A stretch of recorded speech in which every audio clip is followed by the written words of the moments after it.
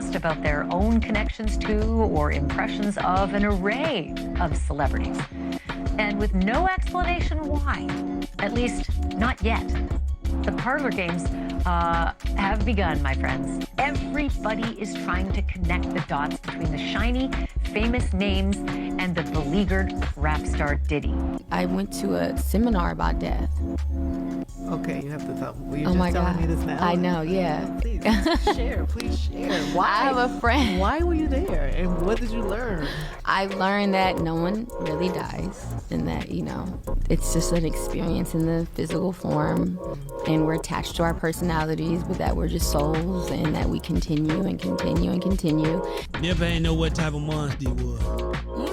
No, I'm saying Lauren introduced me to Puff. Oh, got you. I mean, I knew Puff, but it was more of a personal relationship after, we was at Cassie's birthday. You know what I'm saying? Like, Nip had no ego.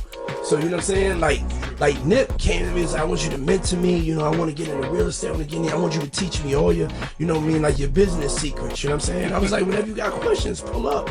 And then on his last album, people do not know this. Somebody tried to jerk me, but I fixed it.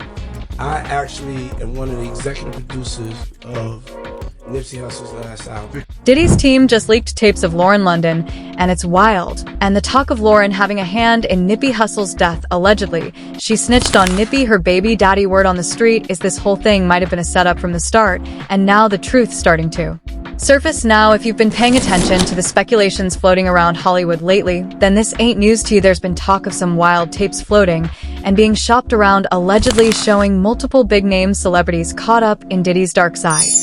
You're saying that there's tapes and they're being Yes, there have been people already shopping. We've heard about the tapes, but Yes. the shopping thing is... Yes, there already have been tapes leaking around Hollywood, being shopped around to individuals in Hollywood. And these ain't just party clips. Now we're talking shady activities, illegal dealings, and freak-offs that would make your jaw drop. Word is a lot of these celebs didn't even know they were being recorded. Folks like Jaguar Wright and Gone Deal, who have been around the industry for years, have been loud about these tapes, warning people that the truth was bound to come out. And told y'all there was activity on the dark net. Videos were being distributed and were going to be sold for profit because the diddler needs the money. Did I not say that? Right here. Bruh, those people who was caught at Diddy party did not know that he had 250 tape recorders in that house. That's a big house.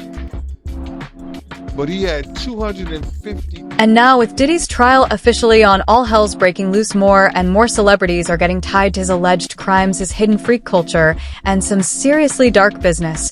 Now here's the thing, most of the celebrities being named, they ain't denying they went to Diddy's parties. What they are denying is sticking around for the after parties where the real twisted stuff went down. You don't keep coming back to a place if you think it's shady unless you're in on it. And guess whose name dropped in?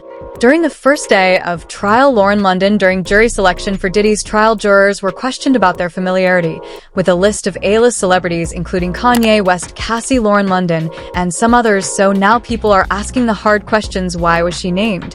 And if they are somehow connected to all those rumors of Miss Faye's death. And it's making folks question, was she really loyal to Nippy? Could she have been playing both sides? Could she have known more than she let on? Are people forgetting it was her and Lauren London? I just find it so funny how people are always omitting names and not really looking into the true facts. Now, let's get into the heart of this mess. Word on the street ain't just saying Nippy was taken out randomly. Nah, folks are saying this was a calculated hit, a power move. See, Nippy wasn't just another rapper. He was growing fast. Allegedly, Nippy wasn't playing by the rules of the industry gatekeepers. He was moving like a king, not a pawn. And to some people at the top, that's dangerous. And then right after Diddy's arrest, everything started unraveling. Allegations started flying that Diddy himself allegedly ordered the hit on Nippy. And let's not forget, Nippy was just 33 years old when he was down in broad daylight, right in front of his Marathon store on March 31st. 2019 dude was hit at least 10 times now. Yeah, Eric Holder was arrested, got sentenced to 60 years behind bars. But the streets have been whispering for years that Eric was just The trigger man upon the real mastermind, somebody with power, and that's where Diddy's name pops up. Jaguar ripe and loud as hell about it, saying Diddy allegedly knew more than we was letting on. But here's where it gets even wilder. Allegedly, Diddy didn't act alone, that he had someone close to Nippy feeding him info, someone who wouldn't raise suspicion, and all fingers are starting to point toward Lauren London. With the biggest rapper at the time, everything's great. By the way, isn't she? Lauren is the one that introduced Nip. Diddy couldn't even get to Nip, even though he had ties in L.A. It was Lauren that brought Nip. And even Nippy confirmed it on The Breakfast Club when he was alive. No, I'm saying Lauren introduced me to Puff. Oh, got you. I mean, I knew Puff, but it was more of a personal relationship after, we was at Cassie. And once you look at it that way, the whole story starts to shift. Fans are wondering if she was just a girlfriend or if she was Diddy's inside player. A lot of people believe she was placed there to keep Nippy in check, to monitor his moves, maybe even manipulate decisions. The streets have been buzzing for a while that Lauren and Diddy had a really close relationship. Too close, there have been speculations that she was one of Diddy's mule or yacht girl. Just like Young Miami. And this is why she has been called in by the court. Old pictures have resurfaced showing Lauren and Diddy looking way too comfortable. Meanwhile, Nippy's right there in the background, looking like the third wheel after Nippy passed. Lauren did an interview with Angie Martinez, and that's where things got really strange. She said it was Diddy who helped her through the grief, but she quoted something he told her that shook a lot of people. Puff told her, "Look, you have shown everybody what it looks like to hold a man down and to love him. Now show them what it looks like when it all crumbles. That's your responsibility." Now that ain't something you tell somebody unless y'all got a whole other type of bond. And fans caught something even crazier. Lauren said Diddy called her Boo, a nickname Nippy used to call her that raised a lot of eyebrows. Like, why would Diddy use a name that was so personal between her and Nip? And it gets even more strange. During that same interview, Lauren told Angie she attended a death seminar, a whole seminar on grief, before Nippy even died. Angie looked confused. Fans were even more shaken, like, what are the odds? Why would someone go to a death seminar before losing their man unless they knew something was coming? Okay, you have to tell me. Oh my God. Me this now. I know, yeah. Please share. Why? I have a friend. Why were you there? And what did you learn? I learned that no one really dies, and that, it's just an experience in the physical form, and we're attached to our personalities, but that we're just souls, and that we continue and continue and continue. And if you have a spiritual relationship with someone on earth, you will have one with them when you leave earth. So I did this 2-day seminar on death. So. And this was how long ago? I had to be 25. What sent you there? Do you find that weird though? I'm weird. No, it's not weird that you would go. It's almost like you were preparing yourself for what you would have to do. Well, I told you I didn't have connection to earth at a young age. I know, but you don't find that as you were preparing yourself for what you were going to have to do. It's almost like she knew something was coming. Sounds a lot like where Diddy bought an entire gold coffin for Kim Porter months before she passed.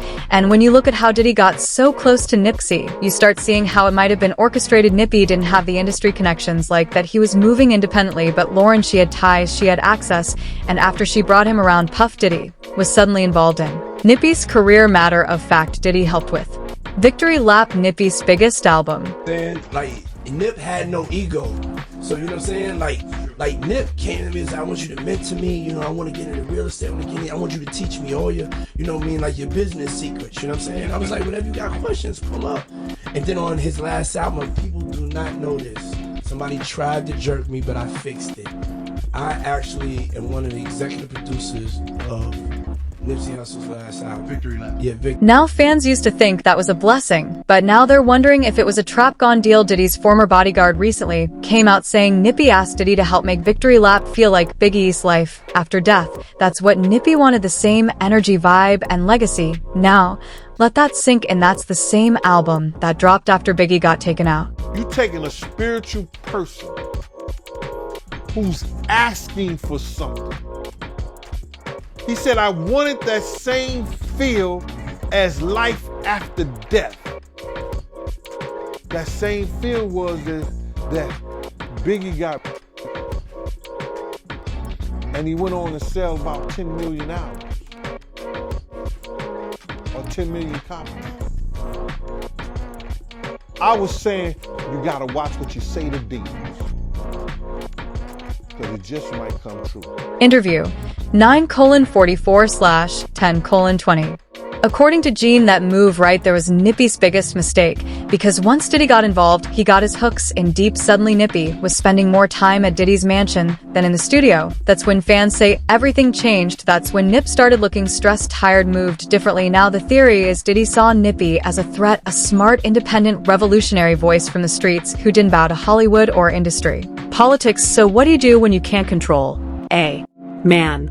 Like Nippy, you remove him, but even then someone had to open the door, and many are pointing fingers at Lauren. So the big question is, what did Lauren know? Because with these alleged tapes floating around now tied into Diddy's inner circle, the whole story is starting to shift. Maybe Lauren wasn't just grieving Nippy. Maybe she was trying to cover up what happened behind closed doors, and now that trial has started, and she has been called in by the court. Maybe we will finally get some answers.